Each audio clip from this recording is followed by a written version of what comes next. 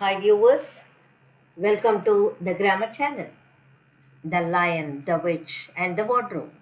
We are listening to the story, Chapter 6, Into the Forest. I wish the Macready would hurry up and take all these people away, said Susan presently. I am getting horribly cramped. And what a filthy smell of camphor, said Edmund. I expect the pockets of these coats are full of it, said Susan, to keep away the moths. There is something sticking into my back, said Peter. And isn't it cold? Said Susan. Now that you mention it, it is cold, said Peter. And hang it all, it's wet too. What's the matter with this place? I'm sitting on something wet. It's getting wetter every minute. He struggled to his feet. Let's go out, said Edmund. They have gone. Oh, oh, said Susan suddenly, and everyone asked her what was the matter. I'm sitting against a tree, said Susan. And look, it's getting light over there. By Jove, you're right, said Peter. Look there and there. It's all trees around. And this wet stuff is snow. Why, I do believe we have got into Lucy's wood after all. And now there was no mistaking it, and all four children stood blinking in the daylight of a winter day. Behind them were coats hanging on pegs. In front of them were snow covered trees. Peter turned at once to Lucy. I apologize for not believing you, he said. I am sorry. Will you shake hands? Of course, said Lucy, and she did. And now, said Susan, what do we do next? Do, said Peter. Why, go and explore the wood, of course. Ah, said Susan, stamping her feet. It's pretty cold. What about putting on some of these coats? They are not ours, said Peter doubtfully. I'm sure nobody would mind, said Susan. It is not as if we wanted to take them out of the house. We shall not take them even out of the wardrobe. I never thought of it so, said Peter. Of course, now put it that way.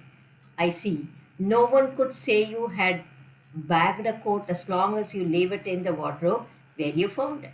And I suppose this whole country is in the wardrobe. They immediately carried out Susan's very sensible plan.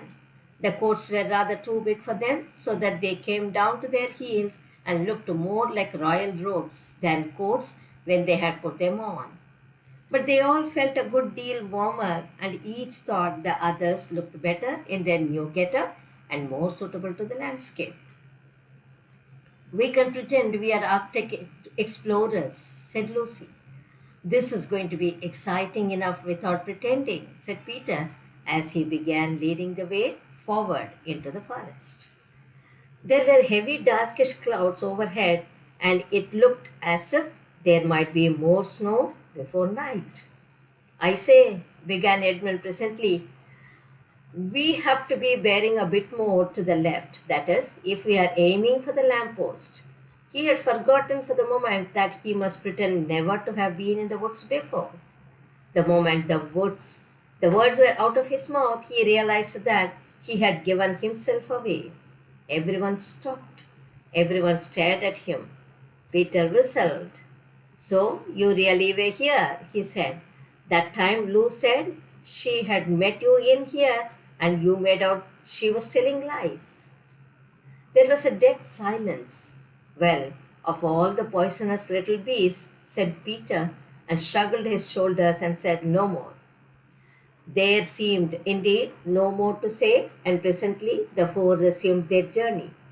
But Edmund was saying to himself, I'll pay you all out for this, you pack of stuck-up, self-satisfied prigs. Where are we going anyway? Said Susan, chiefly for the sake of changing the subject. I think Lou ought to be the leader, said Peter. Goodness knows she deserves it. Where will you take us, Lou? What about going to see Mr. Tumnus? Said Lucy. He is the nicest fawn I told you about. Everyone agreed to this, and off they went, walking briskly, stamping their feet. Lucy proved a good leader. At first, she wondered whether she would be able to find the way, but she recognized and odd-looking tree in one place and a stump in another, and brought them on to where the ground became uneven, and into the little valley, and at last to the very door of Mr. Tumnus cave. But there a terrible surprise awaited them. The door had been wrenched off its hinges and broken to bits.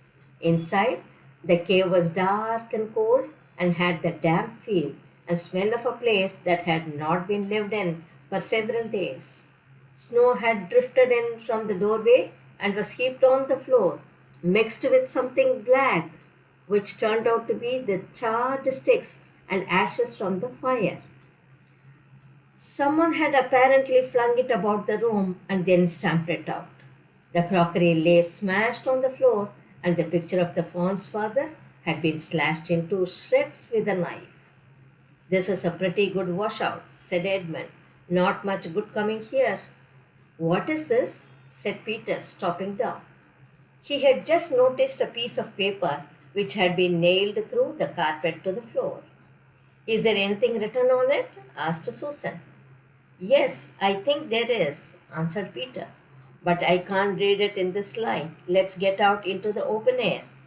They all went out in the daylight and crowded around Peter as he read out the following words. The former occupant of these premises, the fawn Tumnus, is under arrest and awaiting his trial on a charge of high treason against Her Imperial Majesty Jadis, Queen of Narnia, chatelaine of Cair Paravel, Empress of the Lone Island, etc., also of comforting her said Majesty's enemies, harboring spies, and fraternizing with humans. Signed Mogrim, Captain of the Secret Police, long live the Queen. The children stared at each other. I don't know that I am going to like this place after all, said Susan. Who is this Queen Lou? Said Peter. Do you know anything about her? She is not real queen at all, answered Lucy. She is a horrible witch, the White Witch. Everyone, all the wood people, hate her. She has made an enchantment over the whole country so that it is always winter here and never Christmas. I wonder if there is any point in going on, said Susan. I mean, it doesn't seem particularly safe here, and it looks as if it won't be much fun either. And it's getting colder every minute. We have brought nothing to eat. What about just going home back? Oh, but we can't, said Lucy suddenly. Don't you see? We can't just go home, not after this. It's all on my account that the poor fawn has got into this trouble. He hid me from the witch and showed me the way back. That's what it means by comforting the queen's enemies and fraternizing with humans. We simply must try to rescue him. A lot we could do, said Edmund, when we haven't even got anything to eat.